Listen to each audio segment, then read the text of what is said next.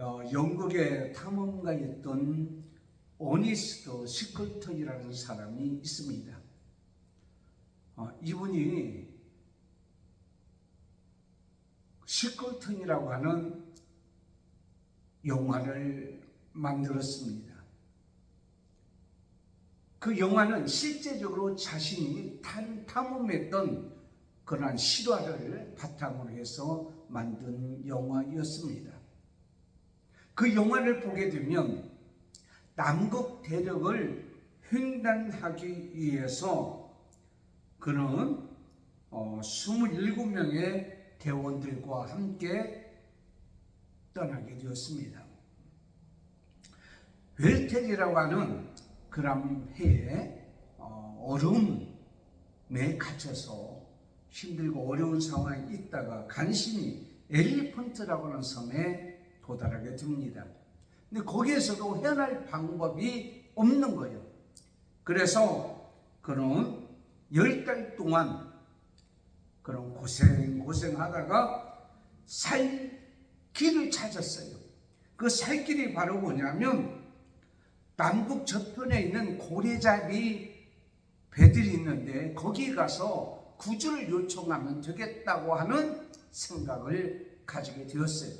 그래서 대원 2명과 함께 거기에 가는데 며칠 동안이냐면 3일 동안 그 남북의 그러한 호붕을 등정해서 인간적으로는 생각할 수 없는 길을 떠나게 됩니다. 그리고 떠난 후에 얼마 후에 대원들이 소리를 지릅니다. 구조선이 온다. 구조선이 온다. 우리는 살 수가 있다. 참 힘들고 어려운 그러한 시기에 몇 달 동안 기다렸던 시클턴이 구조선을 타고 오는 거예요. 이 영화는 세계 탐험사에서 가장 위대한 이야기로 기록되고 있다고 합니다. 그러면서 어떠한 일이 있어도 희망을 잊지 마세요. 죽을 것 같아도 사는 길이 있습니다. 문제가 풀리지 않을 것 같아도 풀리는 길이 있습니다. 시험지가 있으면 반드시 뭐가 있다? 답안지가 있다라고 합니다. 그런데 이 길을 열게 되어진 것은 바로 어니스트 시클턴이라고 하는 이 사람의 희생과 헌신과 죽을 각오로 자기 대원들을 살리고자 하는 그러한 각오가 있었기에, 행동이 있었기에 거기에 있는 27명은 살게 되었다고 합니다. 여러분, 이 세상을 살아가는 데 있어서 희망을 버리지 마세요. 포기하지 마세요. 남의 탓으로 돌리지 마시고 자신이 무엇인가를 할 수 있는 것을 찾아서 하십시오.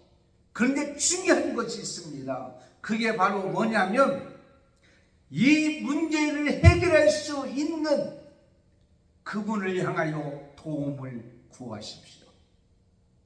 이 문제를 해결할 수 있는 그분을 찾으십시오. 그분이 원하는 것을 행하십시오. 그분이 바로 누굽니까? 하나님이십니다. 하나님은 긍휼이 많으신 하나님입니다. 자비로우신 하나님입니다. 우리가 어떤 상황에 있을지라도 긍휼의 하나님, 자비의 하나님, 사랑의 하나님은 결코 우리를 외면하지를 않습니다. 근데 중요한 것은 바로 우리 자신들을 하나님께서 원하고 계신다고 하는 거예요. 그래서 오늘 말씀 사무엘하 24장 1절부터 25절까지 있는 말씀입니다. 물론 역대하 21장에도 같은 말씀이 기록되어 있습니다. 저는 그래서 오늘 말씀을 통해서 하나님의 긍휼의 손에 빠지리라. 하나님의 긍휼의 손에 빠지리라. 하나님 긍휼의 하나님 앞에 모든 것을 맡기고 의지하고 살리라. 그리하면 산다. 라는 겁니다. 문제가 아무리 힘들고 어려울지라도 국률의 하나님 앞에만 내놓으면 해결되지 못할 일이 없고 못하는 일이 없을 줄을 믿습니다. 그러면 첫째로 하나님의 긍휼을 많이 필요하기 때문입니다. 왜 우리가 하나님의 긍휼의 손에 빠져야 됩니까? 하나님의 긍휼에 맡겨야 됩니까? 이것은 바로 하나님의 긍휼만이 해결할 수가 있고 필요하기 때문이라고 말씀하고 있습니다. 이건 선택의 문제입니다. 우리가 무엇을 선택하든지 어디를 찾아가든지 누구에게 의지하든지 간에 하나님 우리에게 선택하다라고 말씀하고 있습니다. 선택하라고 말씀하고 있습니다. 오늘 사건의 배경입니다. 다윗은 베들레헴에서 양을 치던 목동의 신분이었습니다. 하나님의 도우심으로 말미암아 하나님의 손으로 말미암아 그런 수직 상승을 했습니다. 물론 죽을 뻔 알았던 일들로 몇 번 있었던 것으로 기록되어 있습니다. 그래서 다윗은 처음에는 겸손했습니다. 그리고 철두철미한 신실한 신앙의 삶을 살았습니다. 그래서 다윗은 하나님의 마음에 합한 자라고 하나님께서 말씀하고 계십니다. 그런데 그런 두 번의 죄악에 빠졌습니다. 밧세바라는 여자를 취함으로 말미암아 엄청난 회개 역사를 했던 사람입니다. 이 사건은 제가 여기서 말씀드리지 않습니다. 두 번째 죄악은 바로 뭐냐면 오늘 본문에 있는 말씀입니다. 다윗 왕 말년이었습니다. 많은 군사들이 있습니다. 그리고 부하들이 있었습니다. 심지어는 블레셋 진영을 치고 베들레헴에 가서 물을 떠다가 다윗에게 줄 정도로 신실하고 충성된 부하들이 많이 있었습니다.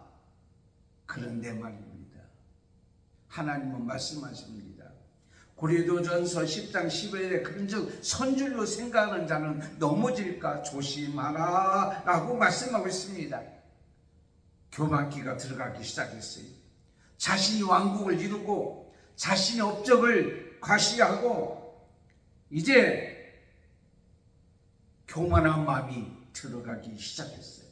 그래서 훌륭한 충성스러운 요압 장군에게 인구조사를 해라. 유다 지파와 이스라엘에 있는 사람들에게 인구조사를 하라고 얘기하고 있어요. 이것은 명예로 자기 이름을 나타나기 위한 것이었다라고 말씀하고 있습니다. 여러분, 모든 영광, 모든 것은 하나님이 하셨습니다. 하나님의 영광을 자기에게 돌리는 것은 바로 이것은 죄입니다. 하나님이 기뻐하지를 않습니다. 인간은 누구든지 하나님을 대신할 수 없습니다. 하나님이 하신 일을 자기가 했다라고 이렇게 도둑처럼 도둑질을 해 가서는 아니 된다고 하는 것입니다. 다시 말씀에 인구조사를 함으로 말미암아서 자기 공로와 자기 능력과 자기 힘을 과시하려고 하는 불순한 마음을 갖게 되어진 겁니다. 그래서 오늘 9절 말씀 보니까 유다 지파에 50만 명, 나머지 이스라엘 80만 명, 또 130만 명이 이제 인구조사로 통계로 나오게 되었습니다. 하나님보다 자기를 앞세우고 내가 이렇게 힘 있는 나라다. 그 누구도 이제 나를 침범할 수가 없다. 이렇게 생각을 했던 겁니다. 여러분, 사울이라는 왕도 압니다. 그도 처음에는 겸손했어요. 근데는 그는 전쟁에서 승리한 후에 자기 기념비를 세웠다고 사무엘상 15장 12절에 말씀하고 있습니다. 얼마나 교만합니까? 하나님의 은혜를 무시하고 하나님 말씀에도 불순종하고 자기 기념을 세웠던 그를 하나님이 내버려뒀어요. 다윗이 그 모양이 되었습니다. 여러분, 우리 믿음은 자랑할 것이 못 됩니다. 겸손하게 우리는 깨 있어야 되고, 어떤 것을 이루고 지금까지 지내온 모든 것도 하나님의 은혜로다. 우리가 흔히 이런 얘기하죠. 자수성가했다. 자수성가했다. 어렵던 사람이 자신의 힘으로 열심히 노력해서 성공했다라고 하는 얘기입니다. 참 훌륭한 일을 했죠. 훌륭한 열심히 일하고 고생해서 어떤 걸 이뤘다는 것이 얼마나 칭찬받을 일 아닙니까? 그런데 신앙적으로 보면 맹점이 있습니다. 본인이 열심히 노력했다는 것은 귀합니다. 그런데 여러분, 우리가 열심히 노력했다고 해서 되는 것은 아니죠. 하나님의 은혜가 있어야 돼요. 하나님이 도와주셔야 돼요. 그래서 시편 127편에 보니까 여호와께서 집을 세우지 아니하시면 세우는 자의 수고 헛되고, 여호와께서 성을 지키지 아니하시면 파수꾼의 경성함이 헛되도다고 말씀하고 있습니다. 그래서 신수성가, 하나님이 도우셔서 이뤘다라고 이렇게 말씀해야 되지 않겠어요? 그런데 그는 그 말년에 인구조사를 함으로 말미암아 자신을 과시하고 모든 명예를 자기 앞에 돌리려고 하는 그런 생각을 하는 그 모습, 그럴 때 하나님이 그로 인해서 죄값을 물어서 징계를 하는데 세 가지 제시를 합니다. 7년 동안의 기금, 원수들에게 쫓겨서 석 달을 피해 다니는 것, 사흘 동안 전염병이 들게 하는 것, 하나님이 선택하라고 하는 거예요. 참 하나님도 은혜로운 하나님이죠. 바로 징계하지 않냐고 네가 한번 선택해보라. 그러니까는 다윗이 뭐라고 얘기합니까? 전쟁에서 쫓겨다니는 것, 7년 동안의 기금, 내가 사람에게 빠지지 않냐고, 사람들에게 고통당하지 않냐고, 이제 하나님의 손에 빠지기를 원합니다. 오늘 14절에 우리에게 말씀하고 있습니다.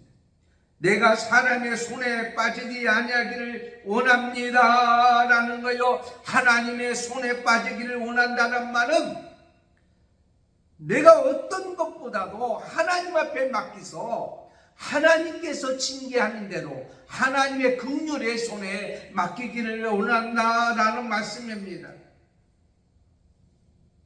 여러분,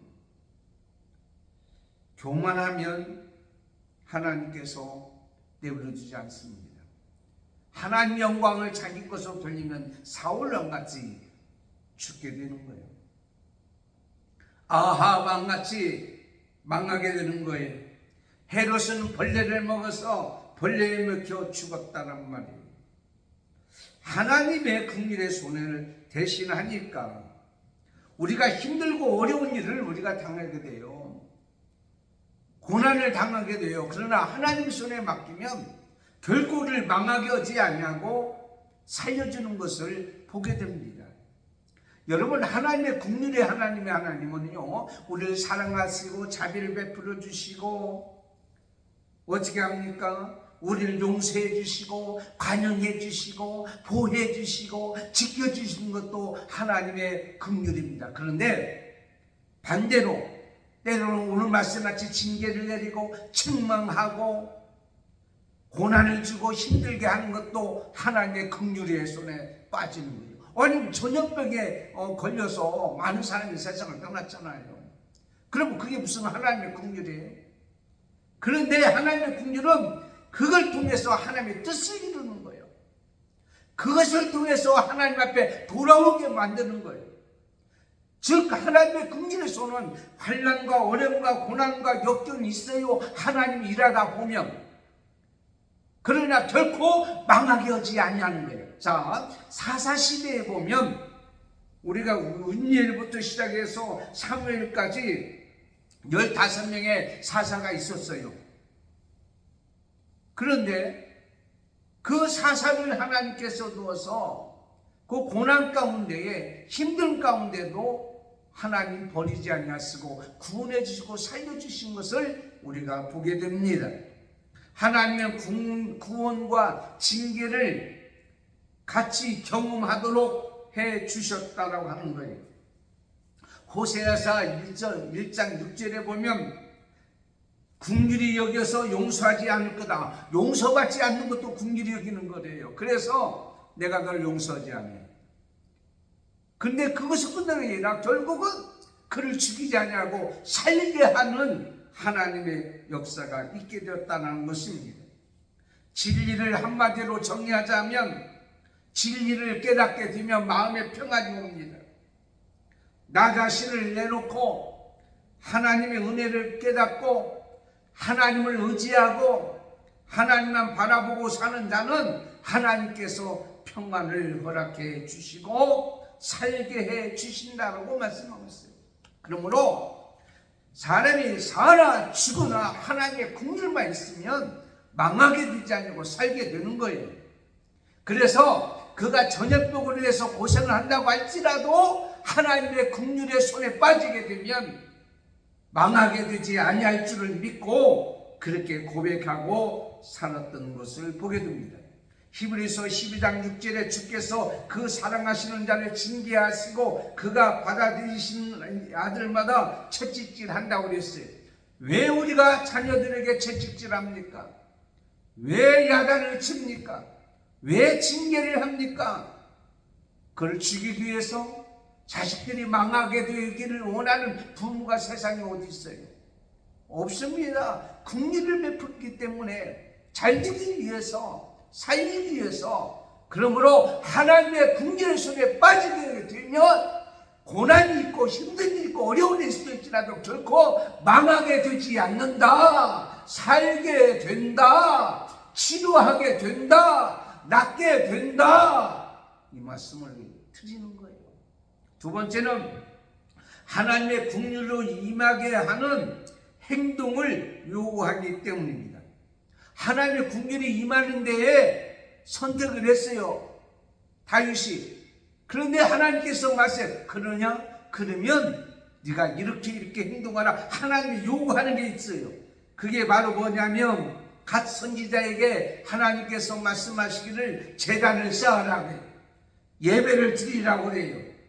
오늘 18절 말씀 보세요. 아리우나의 타작마당에서 여호와를 위하여 단을 쌓으소서 그랬어요. 타작마당에서 단을 쌓으라는 거예요. 그런데 다윗은 하나님이 요구하는 대로 선지자를 통해서 하나님께서 말씀하신 대로 그대로 가서 어떻게 해요? 단을 쌓았단 말이에요. 순종이에요. 하나님 긍휼을 원하십니까? 하나님의 손길을 원하십니까? 하나님 말씀에 순종하세요. 내가 지금 원하든 원하지 않든 힘들든 힘들지 않냐든 하나님 말씀에 아멘하고 순종하고 나가면 살 길이 열리는 거예요. 그래서 단을 쌓습니다. 예배합니다. 그런데 그 17절 말씀 보니까 하나님 앞에 뭐 하느냐면 여호와 주의 손으로 나와 내어 아버지 집을 치시고 주의 백성의 재앙을 내리지 마소서. 내가 잘못했습니다. 아까 그 담음과 말씀 얘기대로 그 사건대로 그가 희생함으로 말미암아 그 나에게 죄를 돌리세요. 회개했단 말이에요. 내가 잘못한 거예요. 백성은 잘못이 없어요. 내 판단으로 내 잘못으로 이렇게 됐다고 회개를 하나님께서 했다고 하는 겁니다. 사람이 죄가 있느냐 없느냐 문제보다 더 중요한 문제는 회개하느냐 회개하지 않느냐는 거예요. 우리가 너무도 잘 아는 욥 알잖아요. 욥이 무슨 죄가 있어요? 그렇게 경건한 사람이에요. 하나님을 인정한 사람이에요. 그런데 나중에 어떻게 했어요? 회개한 일이 있었잖아요. 내가 지금까지 하나님의 귀로만 듣기만 이제는 눈으로 보았다는 말이에요. 더 성장과 성숙된 믿음을 가지게 되었다는 거예요. 여러분 은혜를 받았다고 하는 것은 바로 뭐냐면 내가 회개했다라는 겁니다. 하나님 앞에 내가 회개했다. 나는 아무것도 아니다. 나는 죽을 사람이고 죽어야 될 사람이라고 하고 하는 하나님 앞에서 내세울 것이 하나도 없다고 하는 것을 고백하는 거예요. 여러분 사람들이 죽는 모습을 여러분 보셨습니까? 저는 사람이 죽어가는 모습을 많이 봤어요. 죽기 전에 말했던 말, 그리고 죽은 후에는 그의 모습을 드러났습니다. 어떤 사람은 찬송을 부르면서 들어갔습니다. 어떤 사람은 신앙의 유언을 남기고 편안히 들어갔습니다. 어떤 사람은 고통스럽게 들어갑니다. 원망하면서 들어갑니다. 그런데 숨이 끊어지고 나면 꼴까닥하면 각하면은 아무런 말도 없어요. 왜 이렇게 말들이 많아요? 왜 이렇게 말들이 많아? 내가 안 죽어서 그래요. 심령이 가난한 자는 복이 있다고 그랬습니다. 나는 아무것도 아닙니다. 내 허물과 연약함을 인정합니다. 나의 잘못을 인정합니다. 여러분, 왜 속이 상합니까?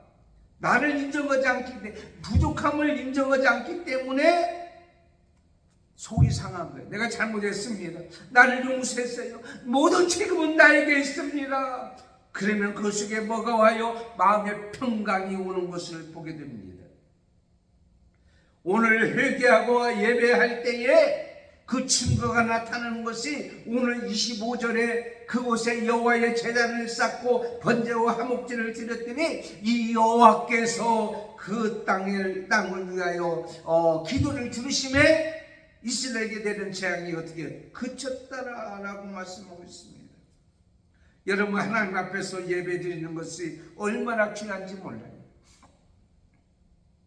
주일날 나와서 1시간 예배하는 거 소홀히 여기지 마세요. 귀하게 여기세요. 정성스럽게 준비하면서 하나님 앞에 예배하세요. 예배를 주님이시여. 하나님이 아브라함을 그렇게 복을 주신 것이 뭔 줄 아십니까? 그는 가는 곳마다 단을 쌓기 때문에, 예배했기 때문에. 하나님께서는 예배하는 자를 귀하게 여기십니다. 하나님께서는 예배하는 자를 복되게 여기십니다. 하나님은 오늘 말씀해 뭐라고 말씀? 여호와께서 하나님께서 원하는 장소에서 다 뜻이 있는 거요. 거기 가서 왜 예배를 제단을 쌓느냐? 나중에 세 번째 말씀드리겠지만은 뜻이 있습니다. 그래서 아리우나 타작마당에서 제단을 쌓았다라고 말씀하고 있습니다. 거기에 아리우나 사람이 그럽니다. 오르난이라고 합니다. 오르난이는 역대상에 있는 말씀이에요. 그 말씀 바로 뭐냐면, 그러나 언어가 다르기 때문에 다른 말로 표현했을 뿐이에요. 그래서 아리우나라는 사람은 뭐라고 하냐면 이것을 주겠다. 아리우나는 그냥 주겠다. 다 하나님 앞에 드리는 거 내가 드리겠다. 그런데 다윗이 내가 예배 드리는 거예요. 그래서 오늘 24절 갑이 없이는 하나님께 번제를 드리지 않겠다. 그리고는 은 50세기를 치고 타작마다가 소를 싸서 하나님 앞에 예배를 드렸다. 갑을 치르고 예배를 드렸다는 겁니다.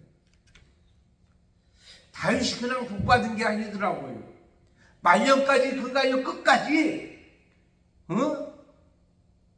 복받은 게 그저된 게 아니더라고요. 하나님 앞에 예배 드릴 때 뭐냐? 갑을 치렀단 말이에요. 여러분, 드리기를 힘쓰면 내 곡간이 비는 것이 아니라 하나님이 더 채워 주십니다. 누가복음 6장 38절에 주라 그리하면 너에게 줄 것이니 그 후에 되어 누르고 그대로 넘치도록 하여 너에게 안겨 주리라. 예배는 갑을 치는 거예요. 갑이 있는 예배가 되어야 돼요. 예배는 희생이 필요해요. 예수 그리스도께서 십자가에 들어가신 희생을 통하여서 하나님 앞에 어떻게 우리가 담대히 나와서 예배할 수 있도록 길을 열어주신 거 아니냐고요. 히브리서 9장 12절에 염소와 송아지의 피로 오지 아니하고 오직 자기의 피로 영원한 속죄를 이루사 단번에 성소에 들어가셨느니라 그러겠어요. 어제 이슬비가 내렸어요. 왜 토요일날만 오면 눈이 오고 비가 오는지요? 구름이 잔뜩 끼었어요. 으시합니다.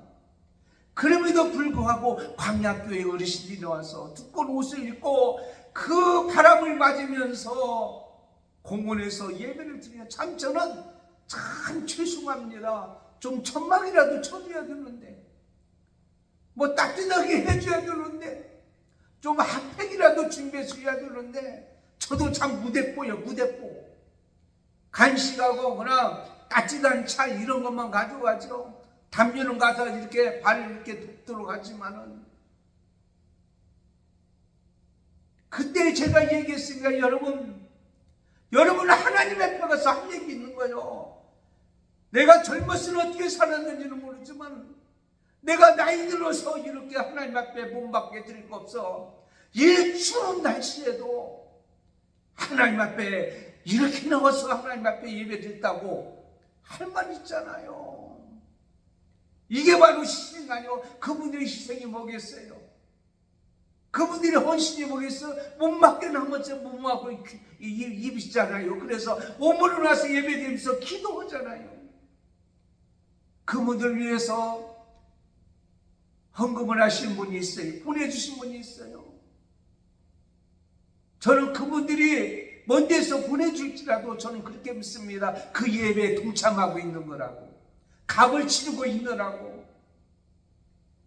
그분들에게 하나님의 크신 은혜가 임할 줄을 믿습니다. 진실한 예배는 주일 1시간 예배가 나와서 예배드리면 끝나는 것이 아닙니다. 나와서 예배가 드릴 때요, 감정을 가지고 눈물을 흘리면서 감사합니다, 감사합니다, 이것이 선한 의지로 바꿔야 되고, 결심과 결단을 가지고 선한 삶으로 바꿔줄 때 진정한 예배가 완성되는 거예요. 아멘, 아멘, 아멘. 눈물을 흘리면서 회개하고 끝나는 것이 아니라 그것이 의지로 바뀌고 그것이 선한 삶으로 바꿔져서 우리의 삶이 변화가 있는 삶, 이것이 바로 죄악을 막아버리는 방어벽이 되어지는 거예요. 방어벽이 되어지는 거예요. 방어벽, 막아지는 거, 세상 유혹과 시험을 다 막아버리는 벽이 되어지는 거예요. 그러므로 하나님께서는 희생이 있는 예배를 원하고 계십니다. 시편 51편 19절에 보니까 그때 주께서 의로운 제사와 번제, 온전한 번제를 기뻐하시나니 그때에 그들이 스스로를 주의 제단에 드리리이다. 여러분, 오늘 하나님 앞에 예배 드릴 때에 무엇을 가지고 왔습니까? 상한 심령, 회개하는 마음을 가져야 돼요. 하나님 앞에서 예배 드리는 거예요. 사람 앞에서 드리는 거 아니에요. 나의 가장 귀한 것, 공짜가 없습니다. 여러분, 세상에는 공짜가 없어요. 뭐 공짜로 주는 거예요? 다 목적이 있어서 주는 거예요. 세상은 공짜가 없어요. 하나님 앞에 드리는 것만 공짜가 없어요. 하나님 앞에 드리는 건 결코 하나님이 입 싹 닦지 않냐고 그 예배를 받아주셔요. 그 헌물을 받아주세요. 그래서 예수님이 십자가에 돌아가신 그걸로 왜 저와 여러분이 구원을 받았잖아요. 놀라운 역사입니까? 사람을 살리게 되었단 말이에요. 구원하게 되었단 말이에요. 마지막 세 번째는 하나님의 국률이 임한 증거가 있기 때문에 하나님의 국률의 손에 빠진단 말이에요. 증거가 있단 말이에요. 응답이 있단 말이에요. 인간은 세 명의 친구가 있다고 합니다. 하나는 물질입니다. 재물입니다. 하나는 사람입니다. 하나는 예수님이에요. 여러분, 꼭 필요한 것이 재물, 물질이잖아요. 돈만 있으면 된다고 막 돈만 찾아다니죠. 그리고 꼭 있어야 될 사람의 관계니까 혼자 살 수 없어요. 인간은 서로 관계하고 살아야 돼요. 그런데 죽음 직전까지는 재물만 갑니다. 죽음 이후에는 사람이 쫓아옵니다. 장례식에. 근데 죽음 이후 저편에 가면 누가 필요하면 예수님이 필요한 거예요. 근데 이 세상에서도 예수님이 우리에게는 꼭 필요하신 분이지만, 예수님은 이 세상에서도 필요하지만 죽은 이후에도 예수님의 이름으로 우리는 하늘나라 가는 거예요. 믿음으로 구원받는 거예요. 그렇습니다. 죽음 너머에 대해서 우리에게 온전한 도움이 되시고 우리를 살려주신 그분이 우리를 위해서 십자가에 들어가심으로 말미암아 우리가 지금까지 살고 있는 거 아니냐고요. 너무 감사하잖아요. 그런데 오늘 말씀, 그 하나님 앞에 예배드릴 때 오늘 25절에 뭐라고 말씀하세요? 하나님의 재앙을 그쳤다라고 말씀하고 있어요. 사무엘상 7장 9절이면 블레셋 나라가 쳐들어왔어요. 사무엘이 하나님 앞에 예배드리는 순간에 쳐들어왔어요. 젖먹는 어린 양 하나를 가져다가 온전한 번제를 하나님 앞에 드렸더니 하나님께서 응답해 주셨어요. 블레셋을 내쫓았어요. 그래서 에벤 예셀이라. 그러므로 우리나라 우리 교회 내년 표가 에베네셀에 감사하며 임마누엘을 믿으며 여호와의 미래의 소망을 기대하며 기다리라. 사랑하는 성도 여러분, 하나님과의 관계가 끝난 것이 아니라 불편한 관계가 화목제로 인하여 화해하게 되었어요. 25절에 화해했어요. 하나님하고. 누가? 다윗이 지 마음대로 살고 자기 업적 하나님 영광을 자기 것으로 빼앗아서 자기 명예를 위해서 살다가 결국 하나님 앞에 다 드리고 어떻게 했냐, 화목제로 화목하게 되었어요.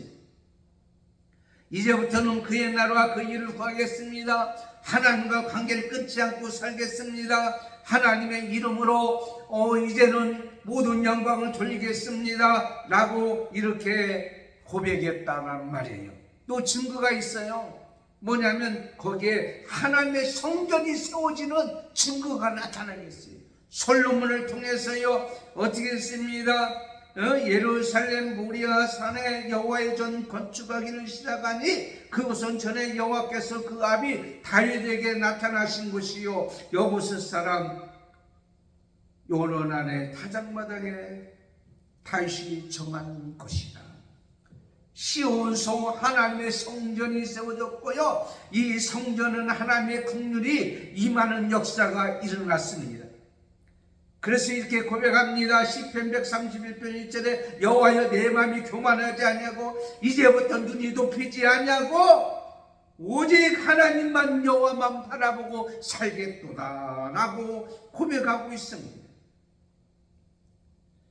여러분, 국민의 손에 빠진 이후에는 모든 삶에 그 증거가 나타나고요, 긍휼의 손이 한 번에 끝나는 것이 아니라 계속해서 이어지는 것을 봅니다. 열왕기상 9장 3절에 보면 보세요, 저에게 이르시되 내가 내 앞에서 기도하며 간구함을 내가 들었은즉 내가 너의 건축한 이 전을 거룩하게 구별하여 나의 이름을 영영히 그곳에 두며 나의 눈과 나의 마음이 항상 거기 있으니. 어디에?